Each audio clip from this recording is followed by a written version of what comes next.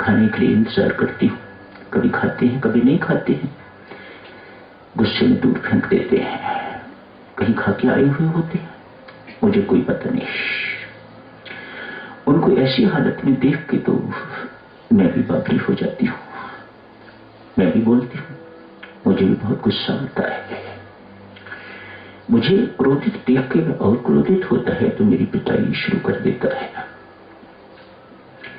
ऐसी ही मेरी जिंदगी व्यतीत हो रही है। मेरे लाख समझाने पर भी मैं समझता नहीं। देवियों, एक अब सबसे प्रार्थना करता हूं, कभी पति के लिए ऐसा शब्द प्रयोग नहीं करना कि मैं अपने पति को बहुत समझा रही हूं। कोई पुरुष इसे पसंद नहीं कर सकेगा। ये शोभनीय भी नहीं है। एक नारी के लिए, पत्नी के लिए इस प्रकार का शब्द प्रयोग करना ठीक नहीं। वैसे भी ये शब्द अहंकार का चिन्ह है। ये शब्द साधारण शब्द नहीं है। तनिक विश्लेषण करके देखना, कभी ये शब्द प्रयोग नहीं करना। मैंने अपने पति को बहुत समझाने की कोशिश की ना। आप उनसे निवेदन कर सकती हैं, आप उनसे बातचीत कर सकती हैं, लेकिन ऐसा शब्द कभी नहीं प्रयोग करना कि मैंने अपने पति को बहुत समझाया, वह समझा नहीं। कोई पुरुष इस बात को बर्दाश्त नहीं कर सकेगा।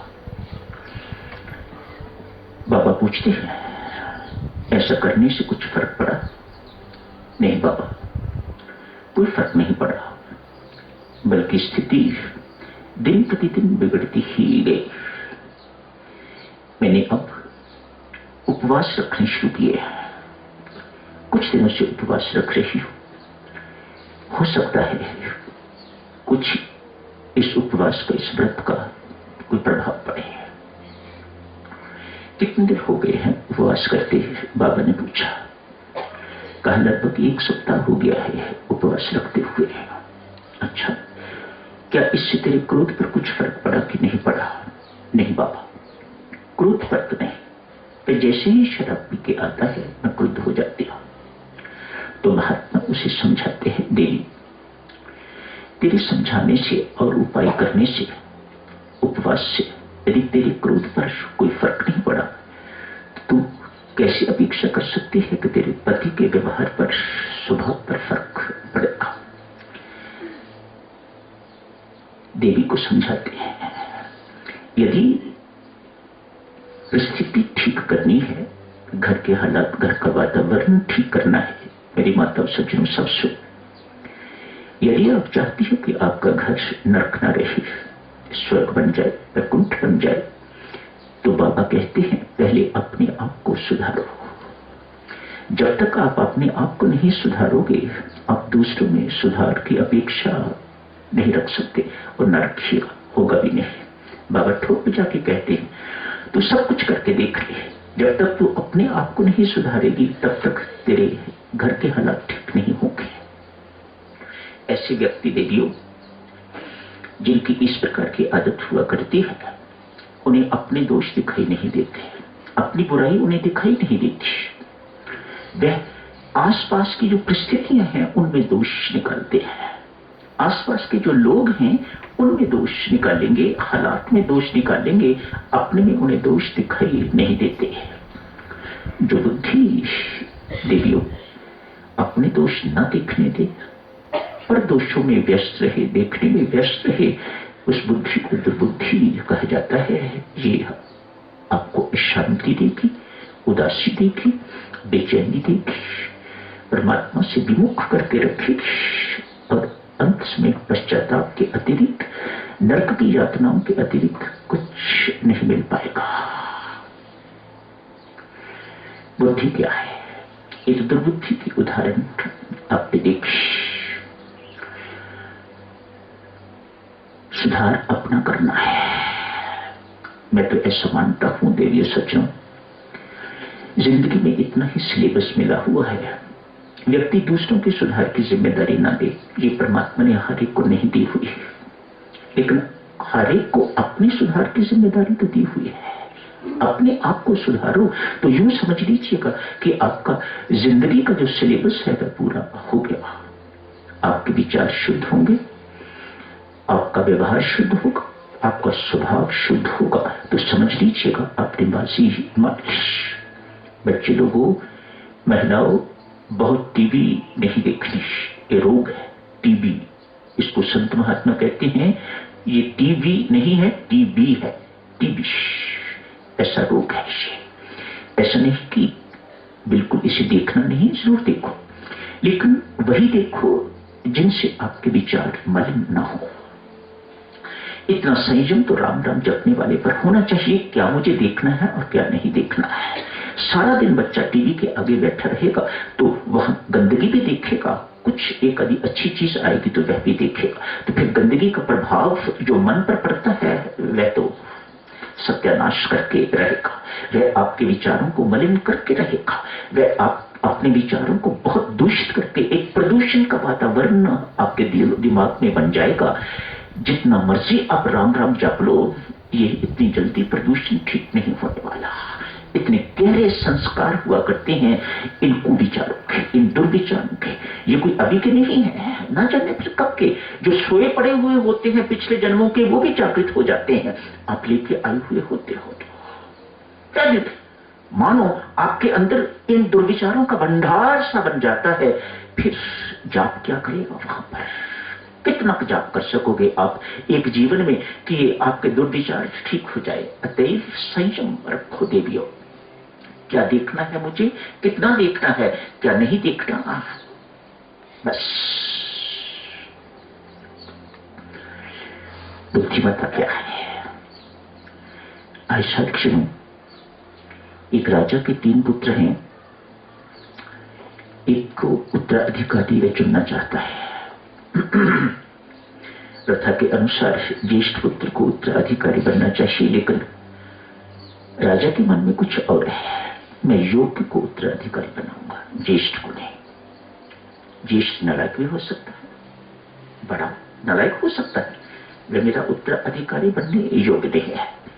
खोज शुरू कर दी, किसी संत महात्मा से संपर्क किया, उनसे पूछा, बाबा मेरी समस्या है ये, मेरे 3 पुत्र हैं, मैं एक को उत्तराधिकारी बनाना चाहता हूं, कैसे चुनाव करूं? युक्ति बताते हैं संत महात्मा राजा को युक्ति बताते हैं, और उसके अनुसार राजा तीनों पुत्रों को बुला के कहता है, भाई ये 100 रुपया लो। उस वक्त की बात होगी जब 100 रुपया काफी होता होगा। ये 100 रुपया लो, आप तीनों के अपने अपने महल हैं, 100 रुपये की ऐसी सामग्री खरीदो कि आपका सारा का सारा महल भर जाए। कुछ दिनों के बाद मैं आऊंगा आपके महल को देखने के लिए। पहले व्यक्ति ने सोचा, ज्येष्ठ पुत्र 100 रुपये की क्या ऐसी चीज आएगी कि इतना बड़ा महल भर जाएगा? स्पष्ट है मेरे पिता संकेत दे रहे हैं, जुआ खेलो, इस पैसे को मैं बढ़ाऊं, इस पैसे को बढ़ाने से फिर अनेक सारी वस्तुएं खरीद के तो अपने महल में भरूंगा तो ही भर सकेगा। वह 100 रुपया भी हार गया, जुआ खेला, महल खाली का घर। मजले ने सोचा, इस 100 रुपये की क्या चीज आएगी? गंदगी के सिवा और तो कुछ नहीं, कूड़ा करकट। शायद 100 रुपये का इतना आ जाए कि उससे महल भर जाए। खरीद लिया और महल भर भी गया, कूड़ा करकट से उसका महल भर गया। 100 रुपये का इतना कूड़ा करकट खरीद लिया। तीसरे ने भी कुछ किया। समय आ गया है, राजा साहब तीनों के महल देखने के लिए गए। पहले का महल खाली था, डिस्कार्ड किया उसको, तो कुछ किया ही नहीं है। दूसरे ने गंदगी भरी हुई थी बालों, वह भी गंदा है, मलिन विचारों का है। इसके अंदर कोई सात्विक विचार उत्पन्न नहीं हुए, अच्छे विचार उत्पन्न नहीं हुए, अतएव ये भी मेरे राज्य का उत्तराधिकारी बनने योग्य नहीं है। तीसरे के महल में गए, सबसे छोटा था। क्या देखते हैं, 100 रुपये में क्या खरीदा है उसने? मोमबत्तियां खरीदी हैं, दीप खरीदे हैं, सारे का सारा महल प्रकाश में हो गया हुआ है। धूप अगरबत्ती खरीदी है, जगह जगह पर धूप अगरबत्ती, सारा का सारा महल प्रकाश से भरा पड़ा है एवं सुगंध से भरा पड़ा है। तू ही है बेटा मेरे राज्य का उत्तराधिकारी। ये बुद्धिमता है, ये बुद्धि योग नहीं है, ये बुद्धिमता है, वर्ल्डली वॉइस। बुद्धिमता अर्थात वर्ल्डली वॉइस। एक राज्य पाने के लिए उसकी बुद्धि ने इस प्रकार से काम किया।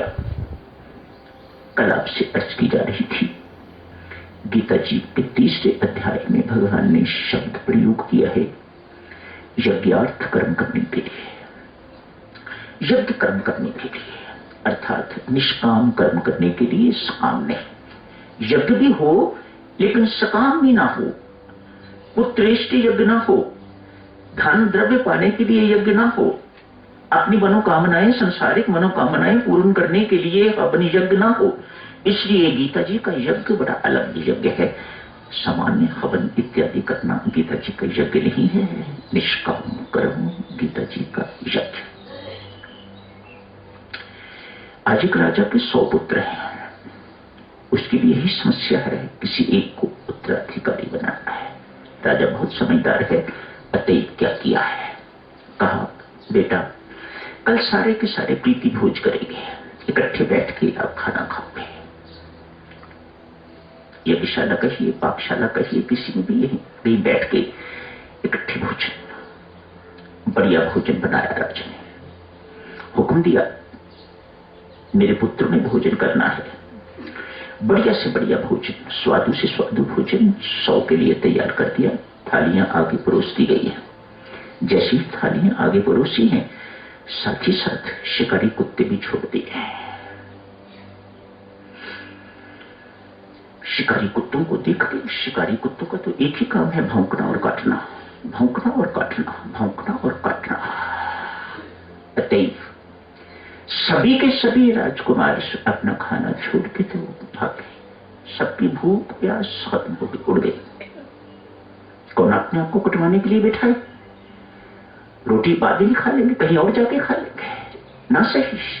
सबके सब भाग गए एक को छोड़ के, वे भी सबसे छोटा है। राजा साहब ने सबको बुलाया, क्यों बेटा भोजन कैसा था? कहा हमने तो खाई नहीं, भूखे उठे। क्या बात? राजा साहब थालियां आगे रखते ही शिकारी कुत्ते आ गए। वे हमारी तरफ भागते भागते आ रहे थे, इतने कुत्ते थे उन्हें संभालना मुश्किल, मानो वे काटेंगे हमें, खाएंगे हमें। तो हमने खाना छोड़ के भागने का ही सोचा और हम सब भाग गए। पिताश्री मैंने खाना खाया है, सबसे छोटा बेटा, मूर्ख कहीं का, पागल है क्या?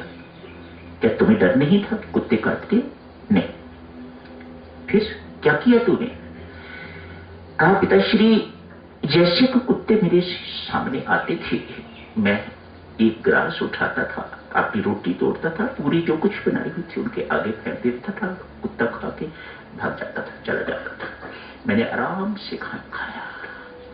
पिताश्री, वह छोटा बालक कहता है, पिताश्री जो दूसरों की भूख मिटाना जानता है वह कभी भूखा नहीं रह सकता, जो दूसरों को सुख देना जानता है वह कभी दुखी नहीं रह सकता, जो दूसरों को देना जानता है परमात्मा उसके पास कभी घाटा नहीं पड़ने देता। शाबाश बेटा, ये यज्ञार्थ कर्म है, ये निष्काम कर्म है, इसे गीता जी यज्ञार्थ कर्म कहते हैं। राजा साहब ने उस छोटे राजकुमार को अपना उत्तराधिकारी घोषित कर दिया। देवियों सज्जनों, सुख चाहते हो तो उसे बांटना सीखो। परमात्मा आपको बहुत देगा।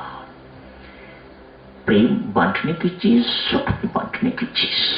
जितना प्रेम बांटो परमात्मा उतना आपको प्रेम और देता है, माला माल कर देता है। दुख बांट के तो आप सोचो कि आपको सुख कभी मिल जाएगा, तो ये भ्रांति है देवियों, ये कभी नहीं होता। परमात्मा का ऐसा विधान नहीं है। सुख चाहते हो तो सुख बांटो, फिर दुख बांटने पर आप सुख की उम्मीद करो तो ये कभी हो नहीं सकता है। ये परमात्मा का विधान बड़ा अटल है, अटूट है। तो यही समाप्त करने की इजाजत दीजिएगा। धन्यवाद।